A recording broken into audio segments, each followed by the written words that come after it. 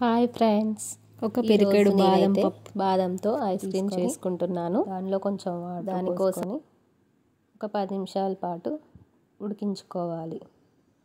తర్వాత ఒక గ్లాస్ పాలు తీసుకొని, మీకు ఎంత కావాలంటే అంత తీసుకొని వాటిని కూడా స్టవ్ మీద పెట్టుకొని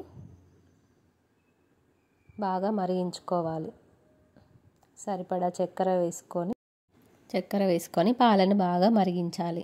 ఆ తర్వాత ఉడకబెట్టిన బాదం పప్పును తీసుకొని దాన్ని పొట్టు తీసేసి ఒక మిక్సీ జార్లో వేసుకోవాలి. తర్వాత మరుగుతున్న పాలను బాగా కలుపుకోవాలి. ఒక 3 పొంగులు వచ్చే వరకు పాలను బాగా మరిగించుకోవాలి.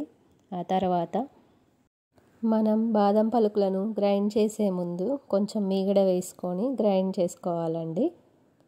అప్పుడు ఐస్ క్రీమ్ చాలా బాగుంటుంది.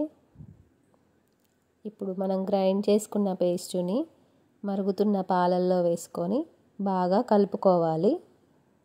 ఇలాచీ ఫ్లేవర్ మీకు ఇష్టం ఉంటే ఇలాచీ కూడా వేసుకోవచ్చండి. నేను కొంచెం కలర్ కోసం ఒక చిటికెడు పసుపు వేస్తున్నాను, natural colour.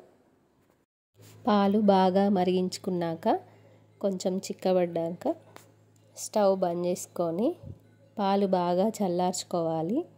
చల్లార్చుకున్నాక ice cream bowls తీసుకొని ఆ బాదం పాలు ఇందులో పోసుకోవాలండి.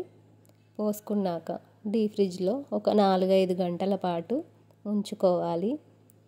ఆ తర్వాత మనకు ఎంతో ఇష్టమైన టేస్టీగా ఉండే బాదం ఐస్ క్రీమ్ రెడీ అయిపోతుంది. ఎంతో టేస్టీగా అండ్ హెల్తీగా ఉండే బాదం ఐస్ క్రీమ్ రెడీ.